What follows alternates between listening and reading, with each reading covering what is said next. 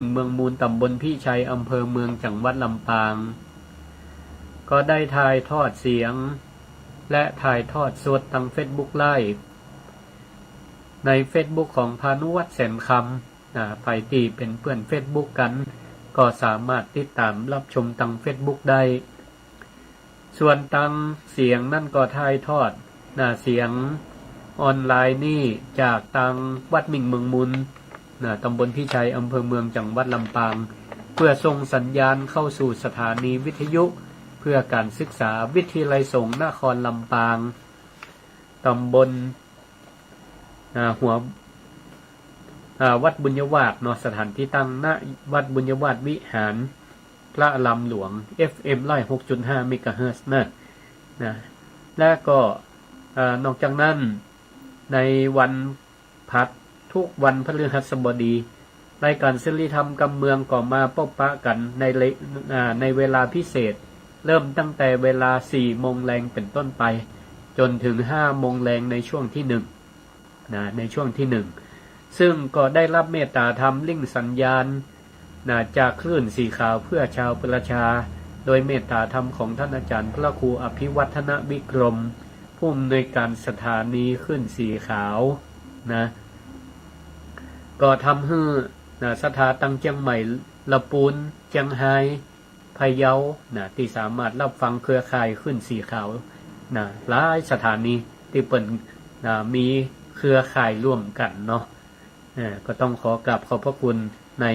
เมตตาธรรมของท่านอาจารย์พระครูอภิวัฒนวิกรมที่ได้ให้โอกาสพระครูศิริธรรมบัณฑิตได้นำรายการศิริธรรมกำเมืองไปสู่ทุกท่านก็กราบไหว้สาครับทาง Facebook ไล่ท่านอาจารย์ใจนำว่าบัวละวงมหาอมาตย์ในช่วงนี้รายการศิริธรรมกำเมืองก็นำเสนอทำจิว่าบัวละวงหงอมาตย์อยู่เหมือนกันครับก็วันนี้ก็จะนำเสนอในภูกที่12น่าจะเป็นภูกอวสานแต่วันนี้ยังมาอวสานเตื้อเพราะหลวงพ่อพระครูอุดมศิริทัตน์ผู้เทศหลวงพ่อองค์เทศนั่นเป็นว่าทำมันยาวเกรงว่าจะเทศจนจบเนี่ยมันจะกินเวลาเมื่อลำไปก็เลยแบ่งกึ่งเป็นภูกที่12ตอนที่1ก่อนวันนี้ปกติแล้วก็จะได้นำเสนอกันในเวลา 5 โมงแรงแต่ว่าในวันนี้ก็จะให้ศรัทธาตั้งหลายๆจังหวัดที่ได้ฟังเครือข่ายของขึ้นสีขาวเพื่อชาวประชาก็ดีขึ้นวัดไฟหินก็ดีได้ฟังธรรมนิยายปื้นบ้านล้านนาในชั่วโมงแรกเฮียก่อนชั่วโมงแรกเฮียก่อนฟังไปพร้อมกับศรัทธาพี่น้องลำปางเขาปกติกูเตือนนี่ออกเวลา 5 โมงแรงนี่วันอังคารวันพัดวันเสาร์ออก 5 โมงแรงก็ได้ฟังเฉพาะศรัทธาเจ้าลำปางเขาศรัทธาตังเชียงใหม่ก็อาจจะใครฟังธรรมนิยายปื้นบ้านล้านนาทำนองแบบมะนาวล่องของทำนองตังลำปางของวันนี้ก็จะได้นำเสนอในช่วงแรกเพราะว่าช่วง 5 โมงแรงนี่ก็ตังขึ้นสีขาวนี่เปิ้นก็เข้าสู่รายการของเปิ้นส่วนอาตมาภาพนั่นก็5 โมงถึง 6 โมงแรงก็ยังออกรายการตามปกติโยมคำสุขวันนี้เขาแบ่งเป็น2ช่วงเหมือนเดิมช่วงแรกก็จะนำเสนอธรรมนิยายปื้นบ้านล้านนาบัวละวงหงอมาตย์ในภูกที่12ก่อนแล้วช่วงที่2ก็จะได้พูดจาภาษากำเมืองในรายการศิริธรรมกำเมืองแล้วก็วันนี้จะมีข่าวเกี่ยวกับชีวิตข่าวนี่แหละชีวิตมาเปิดให้ฟังก็เรื่องเล่าเป็นจะได้ติดตามรับฟังข่าวข่าวจ้อยนี่แหละชีวิตในช่วงที่5 โมงถึง 6 โมงแรงเอาละก็บ่ให้ศรัทธาท่านผู้ฟังได้เสียเวลาลำดับต่อไปก็จะได้เชิญพุทธศาสนิกชนทุกท่านติดได้ฟังรายการวิทยุFM 106.5 เมกะเฮิรตซ์ก็ดีและก็ขึ้นสีขาวเพื่อชาวประชาก็ดีได้ฟังธรรมนิยายปื้นบ้านล้านนาซึ่งแสดงพระธรรมเทศนาโดยหลวงพ่อพระครูอุดมศิริทัตน์หลวงพ่อเจ้าคณะตำบลตุ้งฝายเจ้าวาดวัดศรีภูมาบ้านตาดส้มปล่อย อำเภอเมืองจังหวัดลำปางเนอะเอาเรื่องราวบัวละวงหงส์อมัดเนื้อหาเป็นจะได้ก่อนติดตามรับฟังต่อไปเดียวก็หลังจากจบแล้วก็จะมาถอดบทเรียนถอดองค์ความรู้คือสู่กันฟังเนาะก็ขอนอบน้อมต่อแก้วเจ้าสามประการคือพระพุทธพระธรรมพระสงฆ์อันเป็นที่เคารพนับถือของเฮากันทั้งหลายและก็ขอกราบคารวะต่อพระเถรานุเถระพระคุณเจ้าครูบาอาจารย์ทุกรูปทุกองค์ตลอดถึงศรัทธาญาติโยมสาธุชนทุกผู้ทุกท่านวันนี้ก็มีโอกาสได้มาพบมาปะกันในมรณกธรรมกำเมืองหรือว่าจะได้เทศนาธรรมอันเป็นแบบพื้นเมืองเหนือเรียกว่าสไตล์ล้านนาก็แล้วกันเนาะ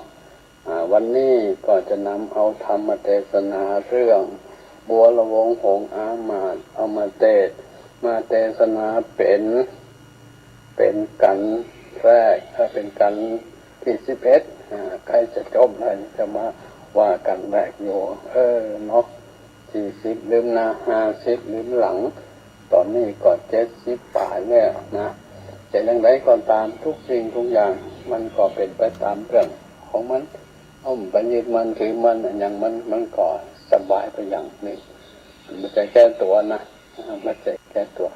อย่างไรก็ตามเนาะเพื่อบ่ให้เป็นการเสียเวลาในคราวที่แล้วก็สรุปนักไปน้อยนึงได้เวลาถึงนั่นถึงนี่ก็40กว่านาทีท่านพระครูสิริธรรมบัณฑิตเป็นก็จะได้กล่าวพูดเสริมมีคติอย่างทัศนทาญาติโยมทั้งหลายได้สบายเราฟังกันเอาเป็นว่าทำกันที่11จบลงไปก็ขอทวนนิดหน่อยว่าในคราวข้างนั้นก็มาจบลงที่ว่าเจ้าสุริยวงศาเนี่ยก็ป่าเจ้าบัวละวงได้เรียบเคียงไปตามถนนหนทางนะทำไมไปไกลๆหงตาลอีกนะพอไปตรงนั่นนี่ก็ได้ยินเสียงละอ่อนเสียงเด็กน้อยๆเนาะห้องเสียงแหบเสียงแห้งอยู่ตรงนั้นก็เป็นที่น่าสงสัยว่าไผเอาละอ่อนเนี่ยเอามาปล่อยมาทิ้งไว้ที่นี่ก้าหรือว่าอย่างใดแม่มันอยู่ไหนเอาลูกไปฟองไว้ด้วยบ่รับผิดชอบก้าอย่างใดเจ้าบัวละวงก็เลยเข้าไปพอก็หันละอ่อนให้น้อยนอนอยู่ที่หันมีรูปร่างลักษณะสวยงามล่ำเลิศพร้อมกันนั่นก็ยังหันผ้ากาสีห้อยแตนต่างหูนอนของละอ่อนอยู่เป็นก็คิดว่าผ้าเนี่ยมันหนังมาเหมือนกับเงื่อนผ้าของเขาในขั้งตีได้ปัดไผ่ผ้ากับนางคารวีจาญาของเปิ่นในตีแม่น้ำกวงในคราวข้างนั้นนะก็คิดละอย่างไรมันคงบ่ใจภายในอื่นละละอ่อนคนนี้ก็จะต้องเป็นลูกของเขาแน่นอนพร้อมกันนั้นยังคิดว่าแล้วแม่ของเขาไปที่ไหนหรือว่าถูกโจรผู้ร้ายฆ่าฝันแล้วก็เอาละอ่อนเอามาไว้ตรงนี้นะก็ทำให้เจ้าก็คิดไปหลายอย่างทำให้ก่อเกิดความโศกเศร้ามองใจอยู่บ่น้อยเหมือนกันเมื่ออย่างอันคิดแล้วว่าอย่างใดก็ละอ่อนคนนี้ก็ต้องเป็นลูกของเขาอย่างแน่นอนก็จึงเอาละอ่อนเนี่ยขึ้นขี่จ้างเข้าไปสู่ในหวังเข้าไปสู่ในราชสำนักก็บ่รอลีล่ะขึ้นไปสู่ผาสร้างก็ลองเอาผ้าเงื่อนทั้งสองที่ตัวเองเก็บไว้ก็ดีหรือได้มาจากละอ่อนที่เขาเอาไปผูกเป็นอูนอนที่ละอ่อนเนี่ยเอามาต่อกันปรากฏว่าผ้าเนี่ย มันมันเข้ากันได้เลยบอกว่าจะเป็นลมเป็นลายห้อยต่อมันติดกันอย่างน่าปุ่นอัศจรรย์ใจยิ่งนักนะจะยิ่งนักคนที่หันต่างก็หันเป็นพยานต่างก็สาธุการกันในที่ปราสาทราชวังหันนอกจากนั้นเจ้าก็ยังถึงแม้ว่าละอ่อนคนเนี่ยเป็นลูกคนตนและแน่นอนก็ดีอกดีใจดีอกดีใจพร้อมกันก็มีความหมองเหงาเศร้าซอยซึ่งเก็บเกินไว้อยู่ในจิตในใจถึงครับไปถึงนางอย่างก่อนนางคารวีที่ได้พัดได้พากันไปว่าเจ้าตัวของเขาเนี่ยเอาลูกมาไว้ตรงนี้ได้อย่างไรเอาลูกที่นี่ได้อย่างไรก็จะพยายามติดตามสืบต่อไปและก็ได้ใส่ชื่อลูกน้อยคนนี้ว่าเจ้าคุณละวงเจ้าคุณละวงทำในกันที่11ก็มาจบเอาในตอนนี้วันนี้ก็จะได้เตะต่อเนาะ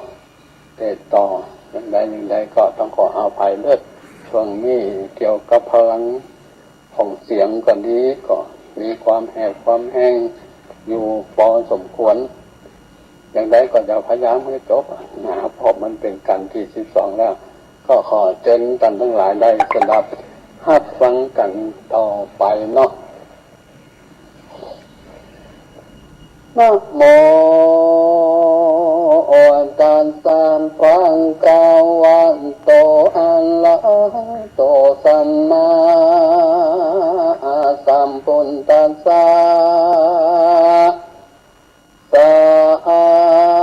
พะตานิญาณิปุญจานิญาณิปันติกะเหตุวมปัญจคัจฉันติ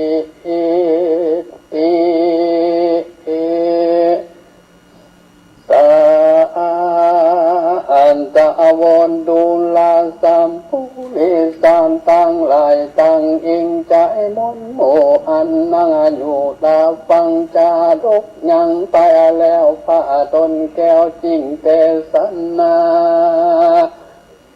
ว่าสาขังอัตนิญาณิอดังนี้เป็นตนพิงกะเวตุลาพิงคุตั้งหลายอันมาเป็นสายอังลิญาจารย์เชื่อนังผ่านตะลงญา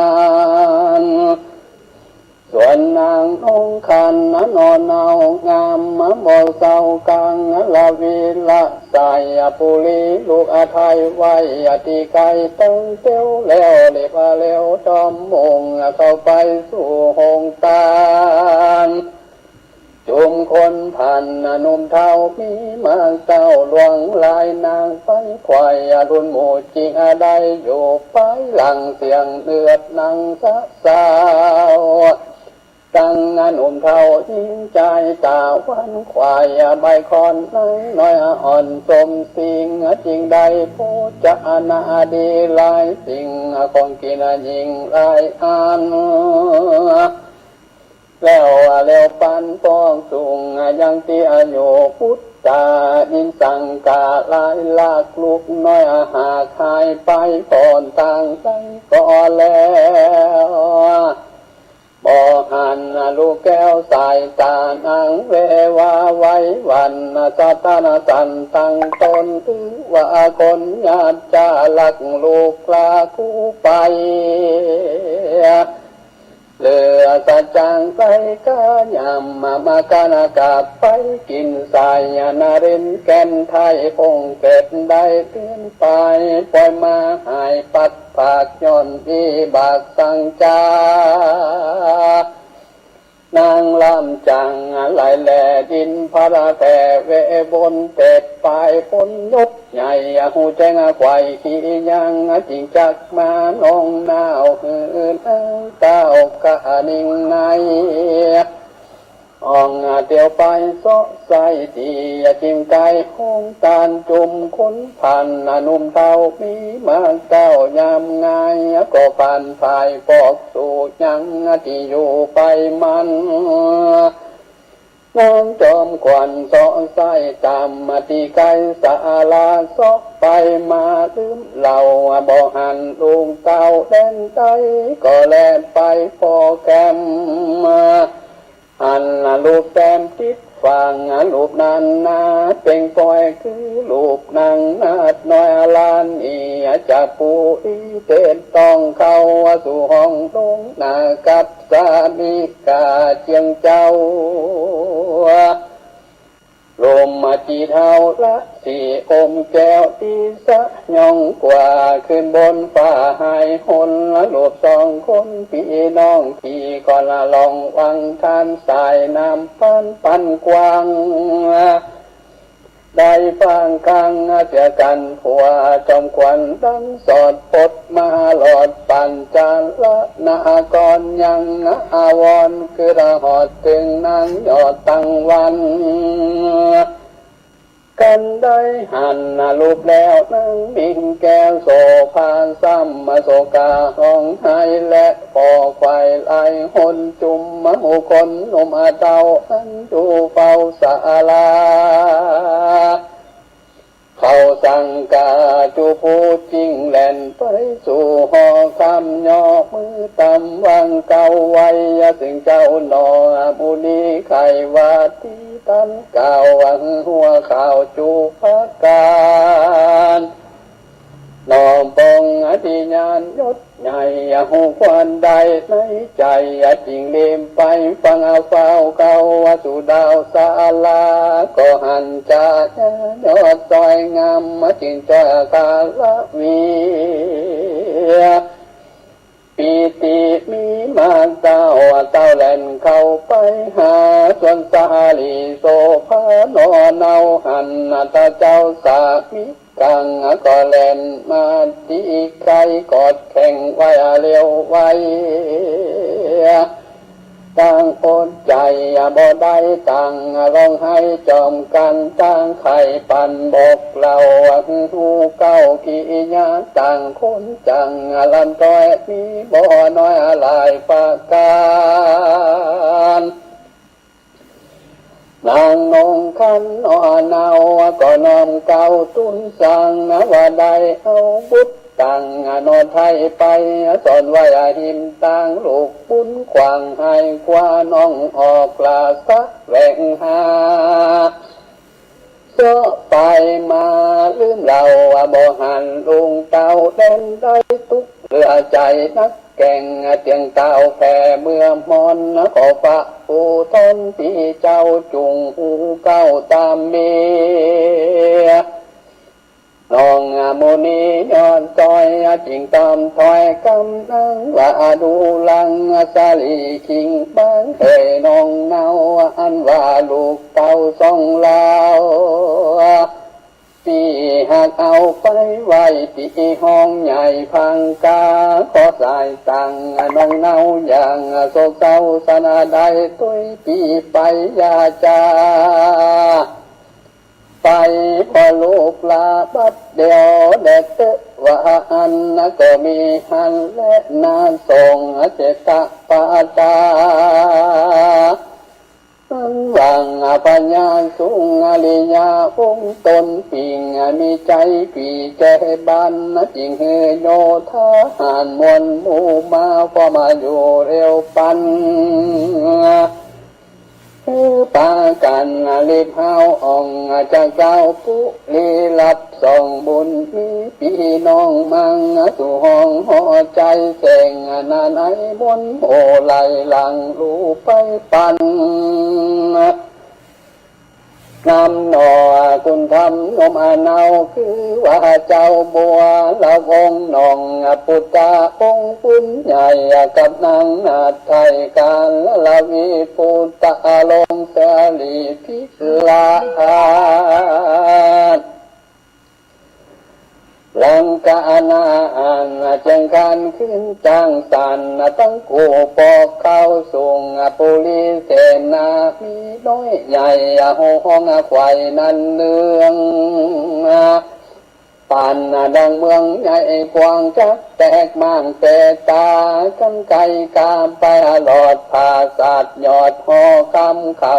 ก็นำสองเต้าขึ้นสู่ดาวไปบน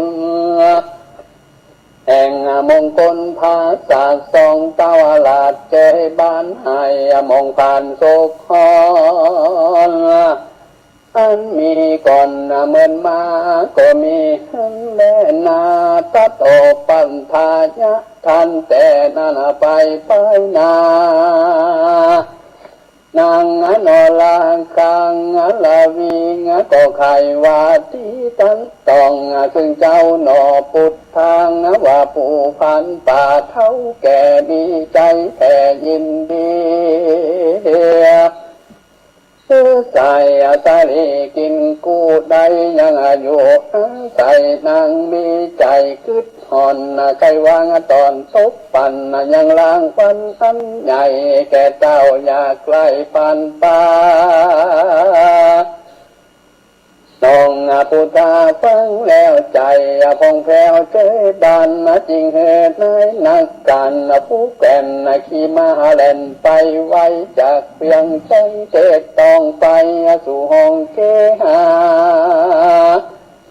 แห่งสงขาปูปานำมาตอนาเอวปันอย่าเท่าหันเล่งของยังนางนองกาละวิจัยบอดีไว้วันเนื้อตัวสันละสายว่ากูเตียงตายความนางเหตุใดด่าพระภายยาพิราลายยับจ้าแกนางนอลาอุ่นเรื่องนางเตียงเครื่องอาศาสคืออามาตคนในผู้ใจไฟญาติจ้านำกูไปว่าข้าวันวายกูเตียงตายมุ้ยมอนบ่อาจลอดพระนิ่งนางกาลีญาเท่าคะนิ่งเหล่านานาตาลับตากลมหาบ่ตานว่ากรรมได้ส่วนสักดีนงไฟนอเนางามบ่เศร้ากาลาวีอันญาตาที่บาปใบมาอยู่ไกลของตานังบ่โกเธอหาวหัดบ่อาขาดตือเว้นมีใจเย็นชื่นจอยใส่กาวถอยคำหวานซึ่งผู้พันผู้เท่ากันอย่าบานเจ้าเมียมันว่าเฮาได้ผ่านไปรอดเขายังจอนเกหาแห่งต้องขาปูปานัดได้กว่าเดือนปลายเป็นกุลหลายแต่ใส่เฮาคึดควายถึงกุลเจ้ากำนนทรงเท้ามังเจ้าเงินคำกันไข่กำเมียละแล้วนางนอแก้วกาลาวิกับนอมูนิยศใหญ่ก็คนใจเจียมใจคนกว่าใบแผ่นผ้าตั้งเครื่องลังการมุกดาหารขายซอยแว่นใส่ก้อยธรรมรงเต็มลายทงลายไตตั้งเงินมาตายคำขาคนนำมาเต้าฮือส่งเต้าคนผ่านปันนายผ่านผู้ใหญ่ก็น้อมไว้อันจุลีเอียที่มีลายแหล่งน้ำตาแผ่ไหลรำไข่กำเก้าถอยมิงบ่น้อยลายปากการแล้วส่งผ่านผู้เท่า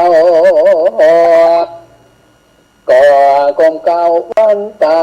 ก็อำลามปองสู่ยังที่อยู่หอต้นด้วยกันคนเครื่องใช้เงินบ้านใจคำแดงเครื่องก็แปลงหลายสิ่งเครื่องตาดับยิ่งนามีทมนาปานปอคนใส่ล้อเมื่อเงินก็มีหันเล็ดนา ส่วนอย่าปาใบบอนกันไปหลอดเฮือนมันใจติดพันกังยองคือผ้าตองโกใสภาษาใบสอดแถวตั้งปิ่นแก้วกุลต้นมันเล็กคนเข้าใครเข้าพอเต็มเต้าแกหาแล้วนำมาพัดดับใส่พอเต็มควายตั้งตัวเนี่ยมีหัวแต่งย่องผมหัวจองตะมันเป็นลายอันน้อยใหญ่10 นิ้วใส่ตู้เป้าตาแป้งขาวพักตาแป้งขาวผ้าฝอยแล้วใส่ซอยสังวานออกมาจากจานปลายนอกเตียวเก้าอ่องไปมาคนนานนาน้อยใหญ่เตียวมาไกลถึงหันจ่าเสียงนั้นชวดทัวคนหัวมาหังว่ามันนาใจจะเข้าเครื่องลังกันมุกดาหันคายซอยเต่าน้อยน้อยเปี้ยวลำมันยังบอกงามเตรียมเต่ากับยาเต่าพันปังมันแสงจะขึ้นเป่าซึ่งเข้าเท่ายิงใจอันมากายมาหัวจุผูเหือเพื่อหือเข่าหัวเล็งหันมันเจียวพัดพันลายปองอยู่ไปนอกบนจานพิบากปานจองกองลวดลมจ้องวิตตรงตัวตกลงตมาไตหัวฟาดใส่ดินดอนก็เมื่อมนก้อยการจีวิราขาดเสียตนอากุศลจงกองลงสู่ห้องอาเวจีก็มีหันและนาส่วนสองผู้ปันปีน้องอยู่ในห้องปัญจาลนากรคือพระผู้ทนปีเก้าจึงว่าเจ้าสุริยาวงศากับหนอปุตาย้อนซอยคือเจ้านาดน้อยบัวละวงมีใจจงคึดหอนถึงเจ้ายอดมันดาว่าส่องเฮาละพี่น้องนี่เจ้าของปุลีเหมือนลายปิงแต่ใส่เจ้าแม่ไทยสายตาเป็นสันใดจะไปหูควันไปสู่จอมกันจนได้หันแม่เจ้าก่อยปองเต้าพึ่งตนตั้งสองตนพี่น้องจ่าแม่นจ้องจอมกันเจ้าหอจันพี่เจ้ารีบมาหาวทันใจให้ตีกองใจเป่าห้องไปตัวต้องปาลาเสนามวลหมู่มาพอมาอยู่เอวปันเพื่อภัยพันก็ผากออกไปจากเรียงใจสู่แดนไก่ต่างดาวคงเขตเต้าจำปาจุ่มโยนทาเท่าฟังเสียงเป่ากองใจเข้าเร็วไวบ่จ่ามาพอมานาหลวงใจจ้างตังไปลงแสนมาเตนาแลนนันเลืองโยธาเรื่องโหลองสานันของผู้ลิงเท่าผ้าพามพระผู้มีเจ้าฟ้าออกก่อนนาน้ำปุนก็มีหันเล่นนาการนอนทามนมุงมาพอมาดูบัวละมนกาลากวนมาหลอดสองเต้ายอดบุญนาก็ปรึกษาสันทิงว่าเฮาน้องปีจักไปสู่เวียงใจที่เก่าแห่งพ่อแม่เจ้าส่องกาเฮาปากมาเม่นมากนัดแต่หากหลายปีลูกนังกาลีใจแท้กึ่งแม่น้อยกะเอาไว้ผู้จังไรกะยามบ่สู้ปาบเมาวนคือใจยาทัดตนเฮาหันเพียงเป็นภูมิปาลาดแก่นเมือง มันเตียงเครื่องหัดเอาไปหลอดดาวปาลาเตียงนำโยทางกาหยาบออกลบผาพระจนกันลีปุ่นเฮาลอยเตียงอากาศก็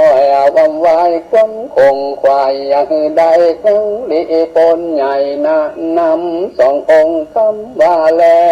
วกองอากาศแก้วลงมาจากฟังกระพาศาสตร์ขึ้นจังอาจมงคลน้ำลีปนมวลมากออกไปจากเพียงใจ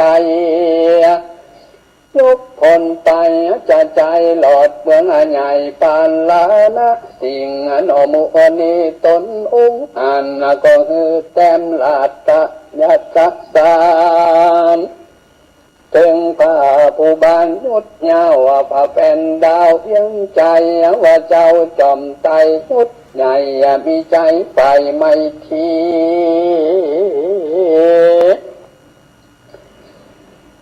สองปุรีสองเต้าเป็นแผ่นดาวเดียวกันขอปงปันจังมาตั้งพวงกาโยทังตั้งแต่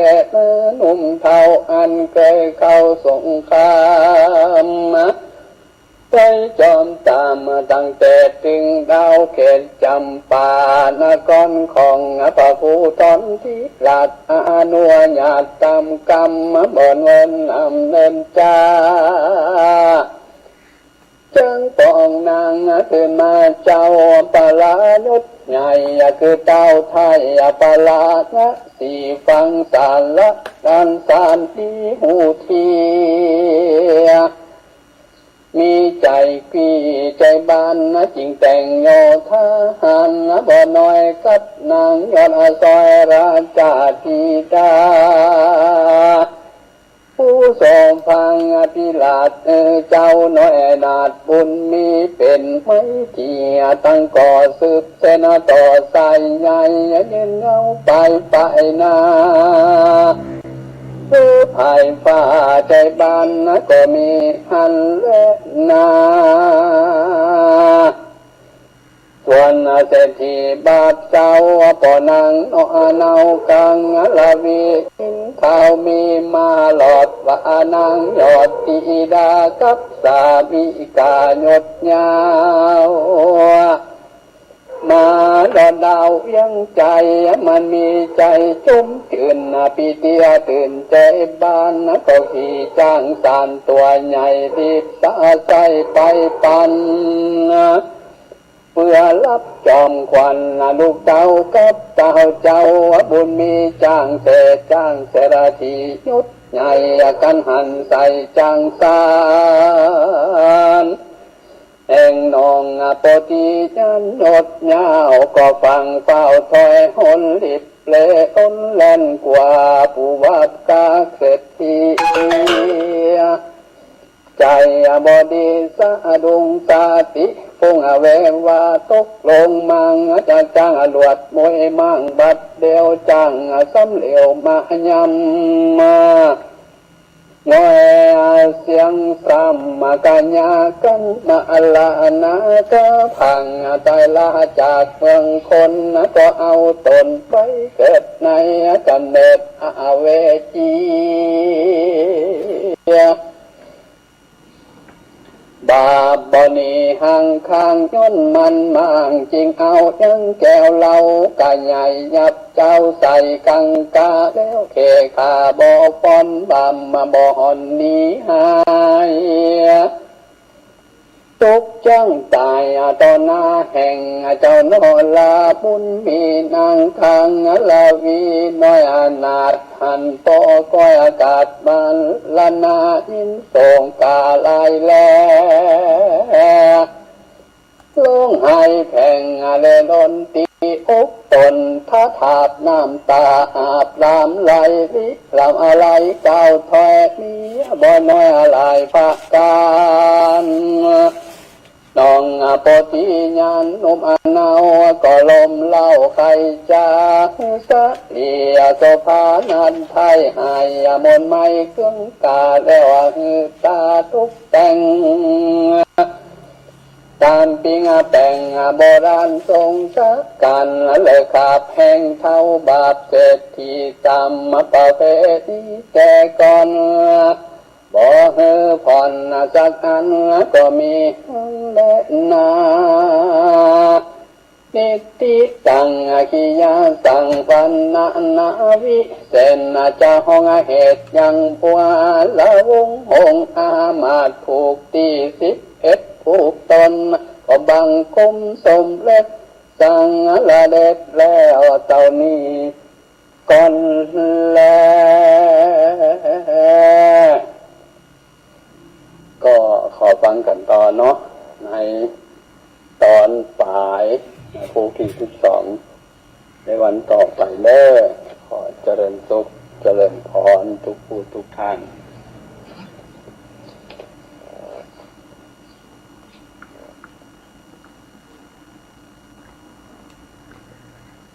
สา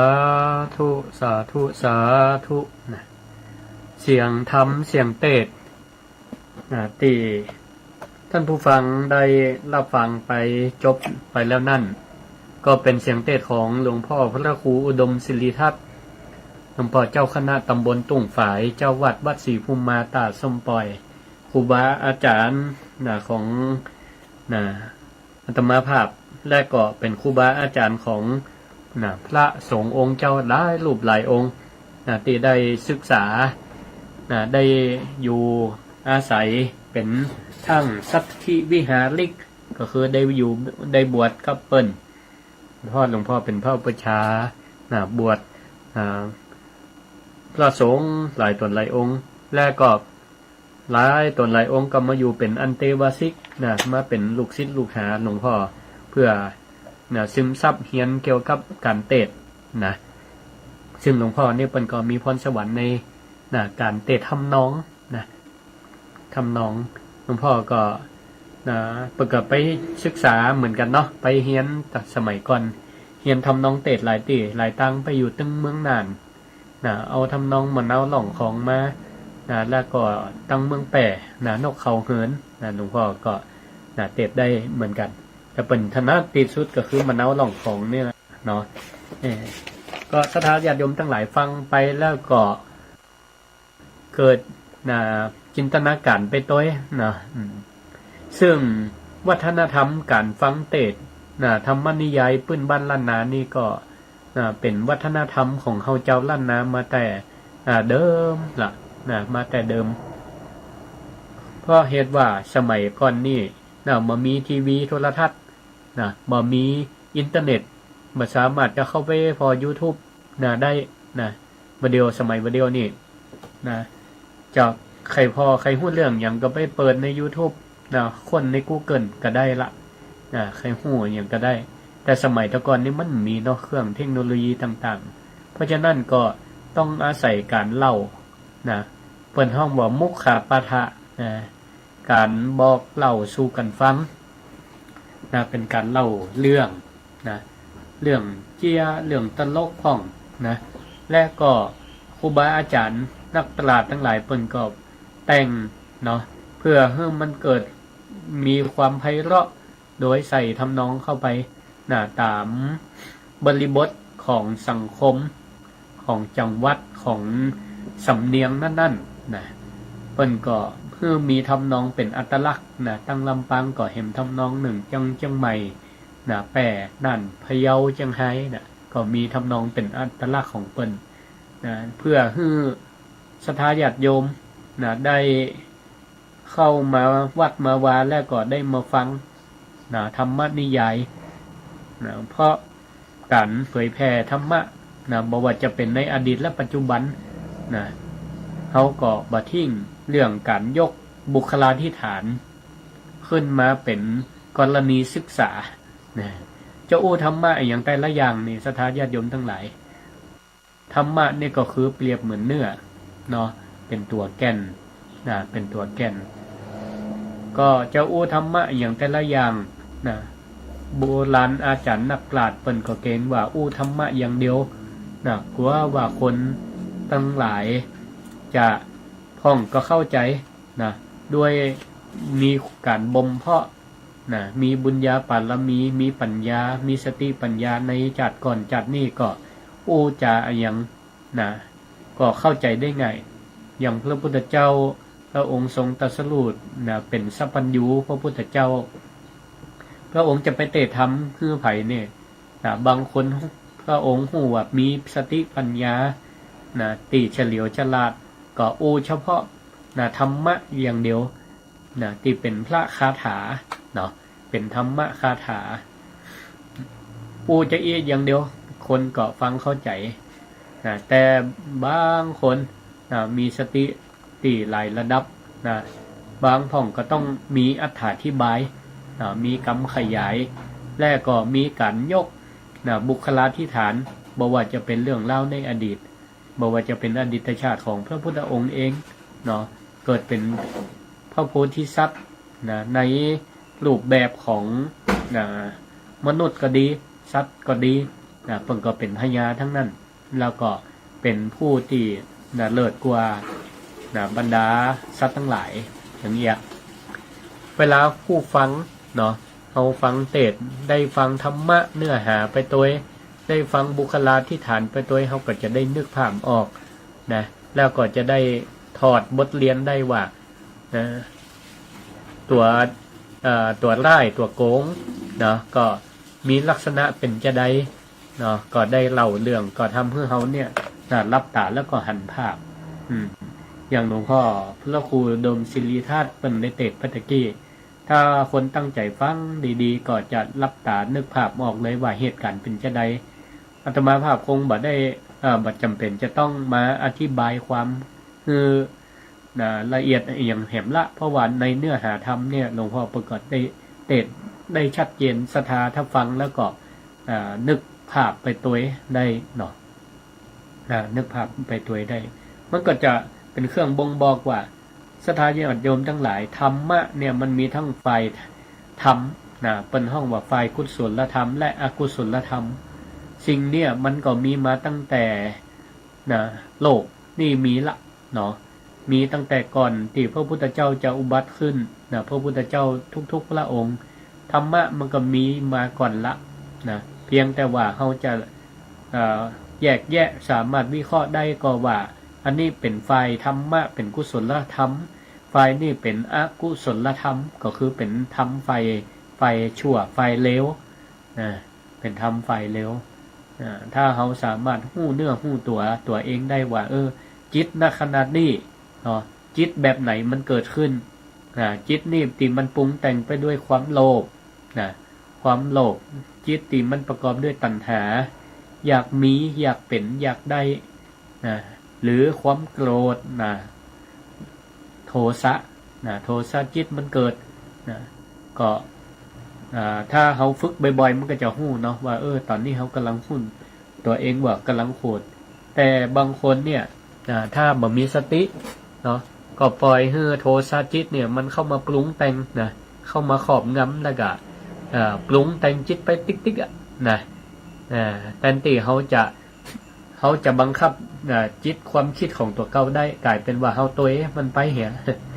มันจูงเขาไปเหี่ยจักจูงไปสู่ในทางที่มัน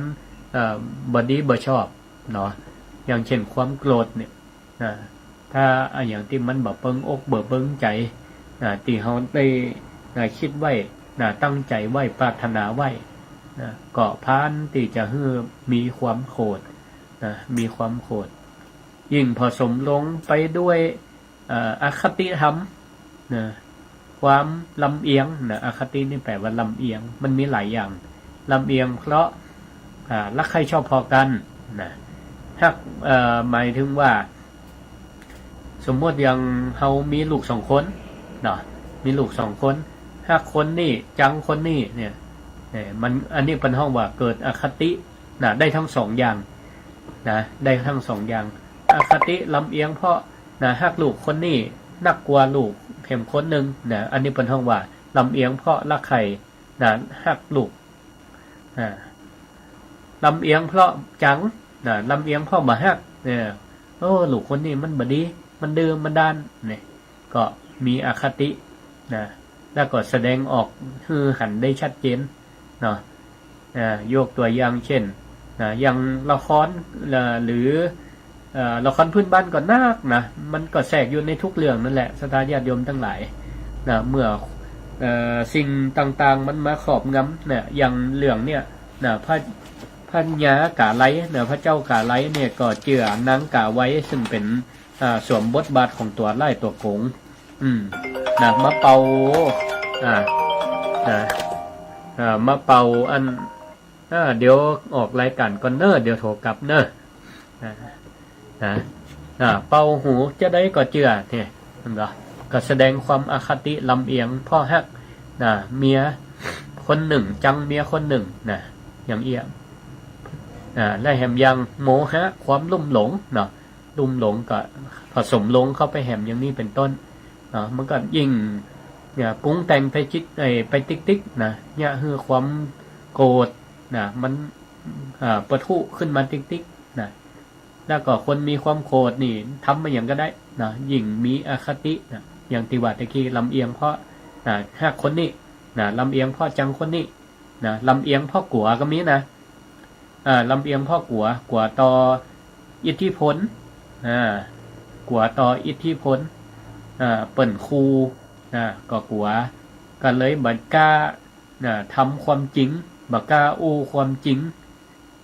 ปกปิดเอาไว้อย่างนี้เป็นต้นเนี่ยอันนี้เป็นห้องว่าลำเอียงพ่อกลัวกลัวลำเอียงพ่อกลัวว่ามันจะเป็นโทษเป็นภัยแก่ตัวเฮาก็ดีแก่คนที่เฮาฮักก็ดีอย่างนี้เป็นต้นอย่างนี้เป็นต้นอันเนี้ยมันเป็นความอคติอคติเพราะความพยาบาทอาฆาตมาดไล่จองเว้นซึ่งกันและกันก็มีเนี่ยมันก็มีทุกยุคทุกสมัยศรัทธาญาติโยมทั้งหลายตัวดีตัวร้ายเพราะฉะนั้นเวลาเราฟังธรรมะฟังธรรมนิยายพื้นบ้านล้านนาถ้าเราสามารถวิเคราะห์แยกแยะได้ว่าอันนี้เป็นธรรมฝ่ายดีอันนี้เป็นธรรมฝ่ายชั่วฝ่ายเลวเขาก็เลือกปฏิบัติที่มันเป็นธรรมอันใดที่มันบดีอย่างตัวอย่างเรื่องเนี่ยนางกาไว้เนี่ยเป็นตัวโกงตัวร้ายเขาก็บ่อยากจะเป็นคนแบบนี้เขาก็ละเสียไอ้อย่างที่มันเป็นพฤติกรรมที่ว่าซอเจตนาว่ามันจะเป็นคนแบบนี้นะเป็นคนชั่วร้ายนะเป็นซอเจตนาคือมีความโกรธอิจฉาริษยาอาฆาตมาดไล่กันเขาก็ฮู้แล้วเขาก็บ่ทำเลือกปฏิบัติเลือกดูตัวอย่างที่เป็นฝ่ายดีธรรมะฝ่ายดีก็อย่างเจ้าบัวละวงของอมัดกับเจ้าสุริยะนี่ก็เป็นธรรมะฝ่ายดีก็จะสังเกตว่าเปิ้นไปต่างใดมีแต่คนช่วยเหลือเกื้อกูลมีแต่คนอุปถัมภ์สนับสนุนมีแต่คนช่วยกันปกป้องคุ้มครองบ่ว่าจะเป็นคนหรือเทวดาทั้งหลายศรัทธาญาติโยมทั้งหลายเอาละก็ถอดบทเรียนคือคร่าวๆมีเวลาอยู่ก็เชิญชวนศรัทธาญาติโยมทั้งหลายไผ่ฟังวิทยุก็ดีฟังFacebook ไลฟ์ก็ดีอยู่ที่ไหนต่างใดก็ขอได้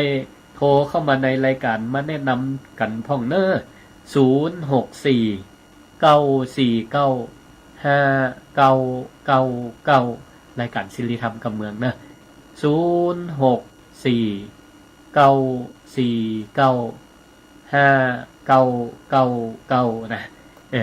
อนุญาตโทรเข้ามาได้แต่เวลาบัดนี้ออกนี่มีหล่ำโทรมาก็มีเหมือนกัน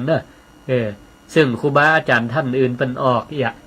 แล้วก็เปิ้นก็บอกศรัทธาโทรเข้ามาเด้อห้องก็ศรัทธาก็เปิ้นอาจจะบ่ได้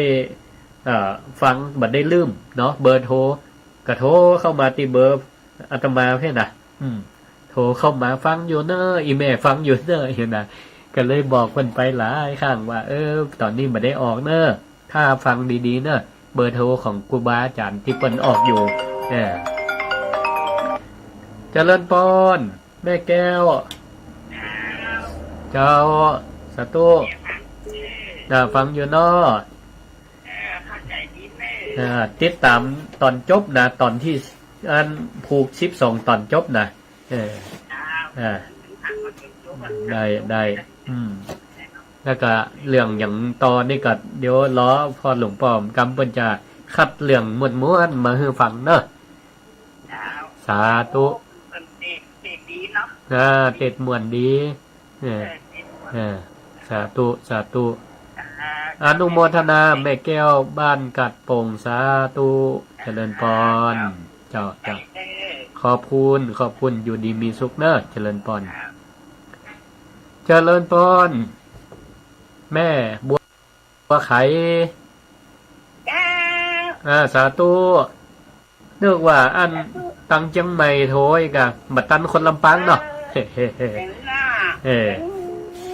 บัดตันคนลำปางเดี๋ยวขอแล้วนะถ้าอันนี้จบอ่ะขอหยังกองข้าวน้อยข้าวแม่กองข้าวน้อยข้าวแม่มันเป็นตำนานของตั้งปุ้นนะตั้งภาคกลางปุ้นน่ะ